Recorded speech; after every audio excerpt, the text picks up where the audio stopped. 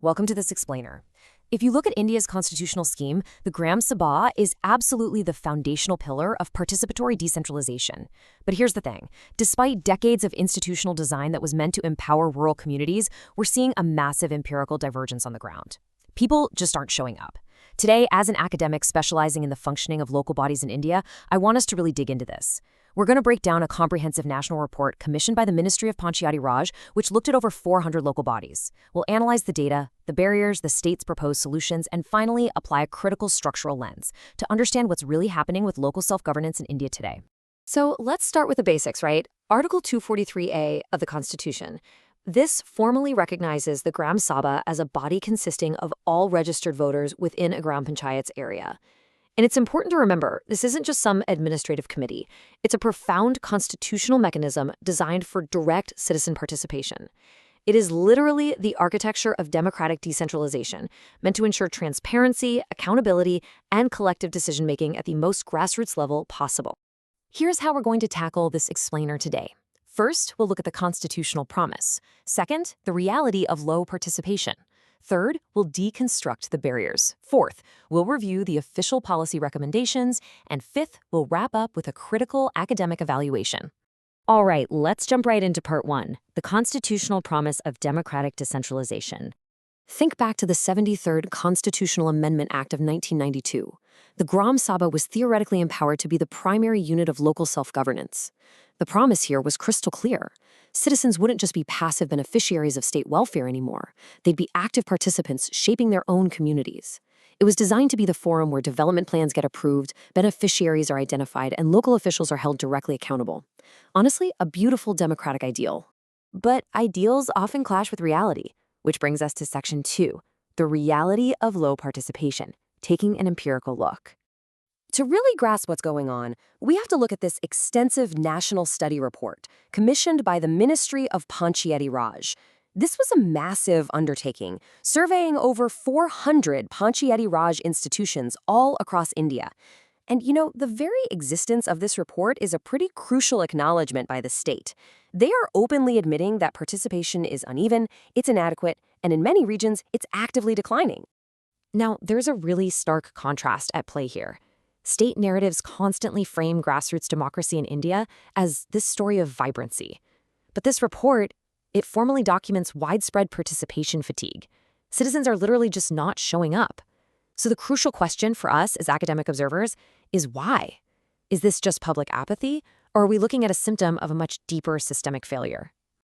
Let's find out in Section 3, deconstructing the barriers and figuring out exactly why citizens disengage. When we break down the national pattern of these participation barriers, something becomes obvious immediately. This is not a story about a lazy or disinterested public. Look at the numbers. A staggering 55.5% of the barriers are categorized as livelihood and time constraints. Awareness issues account for about 16%, and a pure lack of interest, that sits at just under 10%. So the data methodically proves that non-participation is overwhelmingly a socioeconomic reality, not just some administrative oversight. Let's really think about that 55.5% for a second. For the rural working class, we're talking daily wage laborers, agricultural workers, migrant households.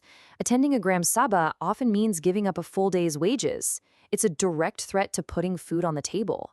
When the state doesn't institutionalize attendance as a paid component of social protection, the Gram Sabha naturally just becomes a space for the leisured elite, and it actively alienates the precarious rural workforce. But what about the people who could attend, but still choose not to? We have to look at the specific reasons for their apathy. Nearly a quarter of respondents cited a lack of visible outcomes. Basically, citizens are saying that previous meetings didn't actually change anything. When a democratic assembly starts feeling like just a procedural formality with zero functional value, public confidence totally collapses. I mean, why would you spend your limited time engaging in a process if you're not going to see any visible change in your community? And the qualitative findings from the survey absolutely confirm this massive trust deficit. Citizens feel like decisions are often predetermined by local elites, landlords and contractors, who basically capture the whole process. Genuine discussion just gets sidelined for procedural box ticking. Add to that, grievances are raised repeatedly but remain unresolved, and line department officials frequently don't even bother to show up. This kind of environment fundamentally breaks the government's loop. Which leads us to Section 4, Official Policy Recommendations, or the State-Prescribed Solutions. So, how does the state propose to fix this? Well, their solutions rely heavily on administrative adjustments to try and restore that lost trust. The report recommends things like periodic awareness campaigns to educate citizens and scheduling meetings at times that are a bit more sensitive to laborers' work hours. They also suggest mandating action-taken reports so people can actually see what happened to their previous demands and ensuring that departmental officials are physically present to answer questions. On top of that, to combat administrative opacity, the state is leaning heavily on technological oversight. The report strongly pushes for digital platforms, specifically the NIRDPR app, and mandates the real-time uploading of meeting minutes. The underlying logic here is pretty clear. They believe that increased data transparency and top-down tech oversight will naturally foster a more vibrant grassroots democracy. But is that really enough? Let's get into our final segment, Section 5, a critical academic evaluation of the structural realities. Seriously, is an app going to fix a foundational democratic deficit? As academics, we really need to contrast the state's framing against the deeper structural reality. Understanding this distinction completely changes how we view effective governance. The state frames low participation as an administrative hurdle, right? Something you can solve with more meetings, more awareness drives, and an app. But a structural analysis tells a very different story. It suggests that pushing for more unpaid meetings is actually a recipe to further alienate the rural working class. The failure to compensate laborers for their civic time is frankly a form of deliberate economic exclusion. No app is going to change the fact that a daily wage laborer simply cannot afford to lose a day's pay to sit and debate village policy. And honestly, what exactly are they even debating?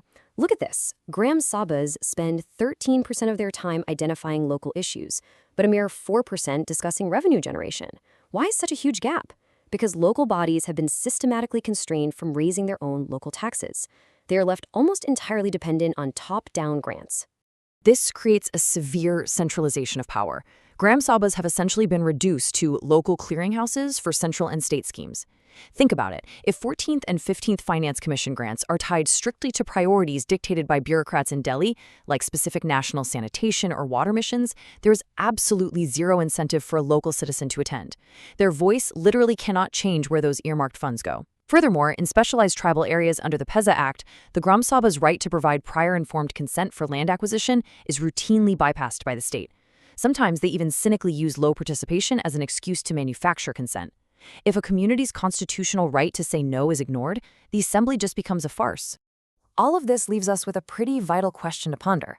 Can technological fixes or administrative oversight ever truly substitute for the fundamental economic empowerment of the rural working class? If the very structure of local governance fundamentally disempowers citizens, both economically and politically, surface-level tweaks are never going to cure participation fatigue. To truly realize the constitutional promise of the Gram Sabha, we have to look way beyond procedure and actually confront the distribution of power and resources in rural India. Thank you so much for joining me for this explainer.